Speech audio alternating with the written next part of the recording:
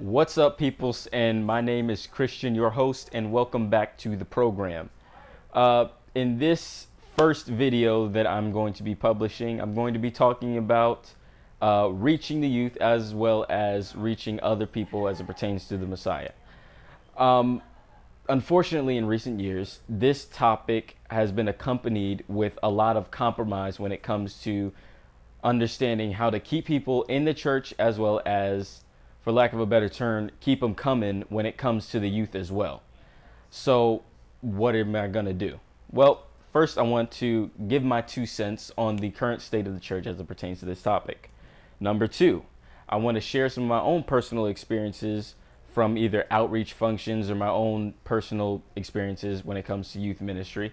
As well as number 3, and this is probably the most important one, suggest some possible solutions if there is a need for any, as well as coming from a biblical standpoint, because that's the most important thing, not to necessarily rant about what's wrong with the world. Well, without further ado, ladies and gentlemen, we probably need to talk.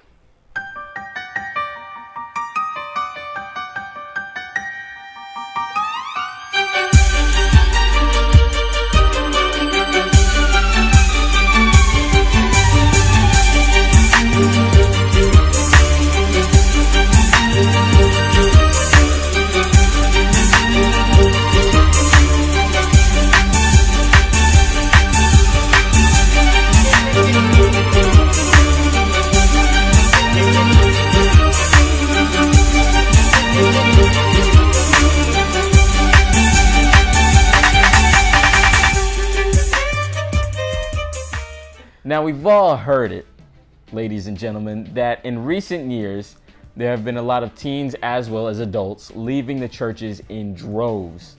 And we've seen it all over the news. We've seen it all over the interwebs. And there have been tons of statistics done by Barna Group and many other companies like them. And the problem is many people aren't understanding the real cause and they're looking more at the symptoms. And for the ones that stay, what are most believers doing in order to keep not only the teens inside of the church, but to bring more in?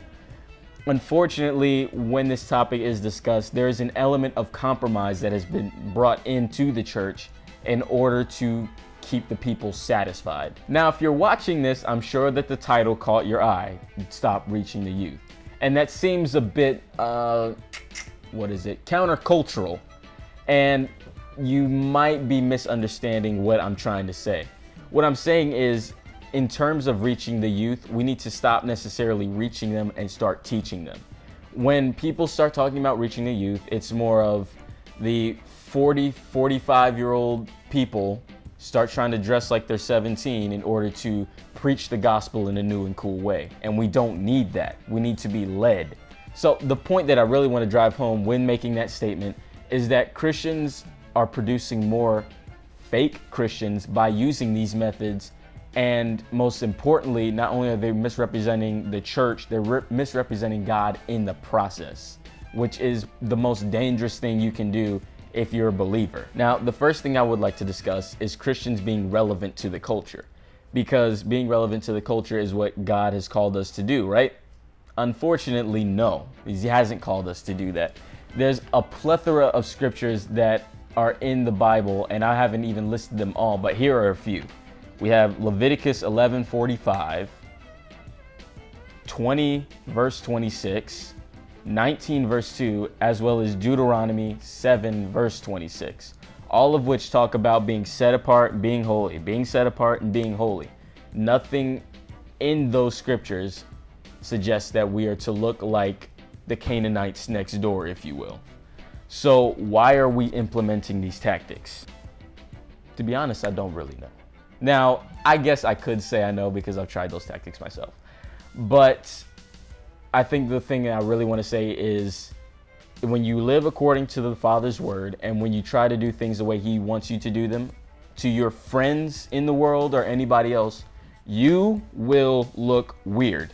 I don't know how else to say it. I mean, the Bible literally uses the words aliens in the Bible multiple times. So I'm pretty sure that means you're going to look,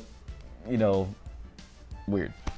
Anyways, and then we have another issue, which is people trying to be salt and light. And the problem with that is also scripture that's being misunderstood, which means that in order to be salt and light, or let's say light, for instance, you must dim yourself to be like the light, or to be like the darkness around you in order to fit in, which by definition disqualifies you from being a light in the first place. And then sometimes, which is also unfortunate, which I have done many times, is that we want to justify our sometimes ridiculous and maybe unbiblical actions by misunderstanding Paul's verse being all things to all people.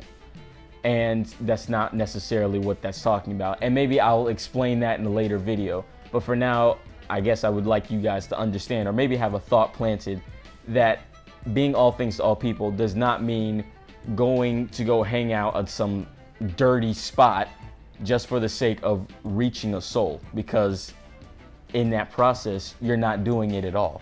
You're just basically throwing mud on the name of Christ because you want to look cool.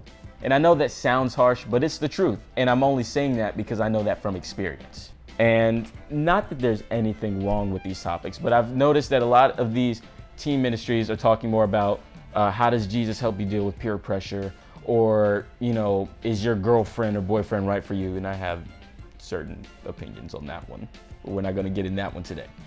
But I believe that there's nothing wrong with discussing those topics, but when you are using those topics in place of discussing real biblical things where you're supposed to be living by them instead of worrying about the symptoms of a problem, I think we have bigger issues on our hands than teens dealing with depression. Maybe it's possibly the entertainment that we take in, or maybe it's the type of people that we surround ourselves with that might be the problem, and not necessarily taking a drug so you feel better, if that makes sense. And as we all know, that teens have been getting this reputation for, now it's the time for you to be disrespectful to your parents and rebellious and a bunch of other things.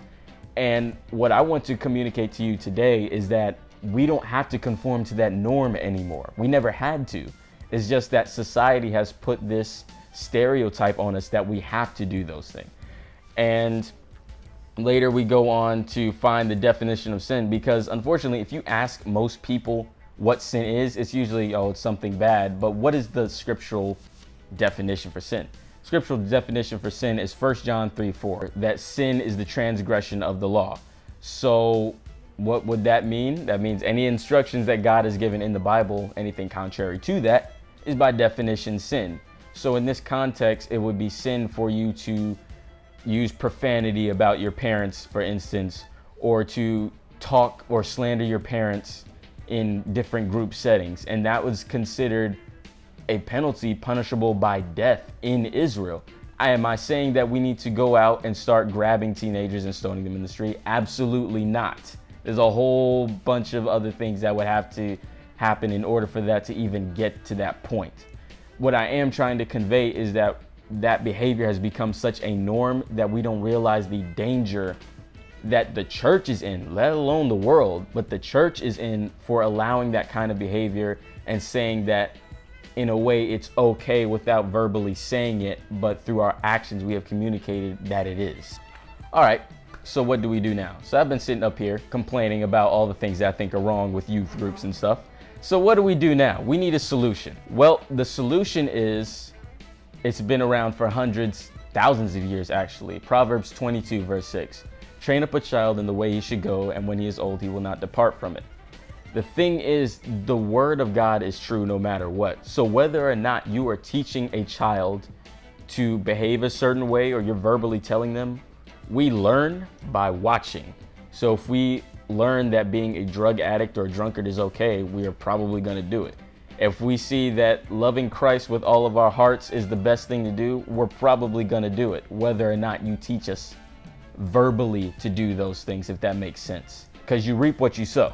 And that's always been true, whether it's good or evil. And I think I want to leave on a good note. So the reason I did this video was not to beat a dead horse. A lot of people, there are a million youth groups exposed videos on YouTube, or a bunch of other things on YouTube.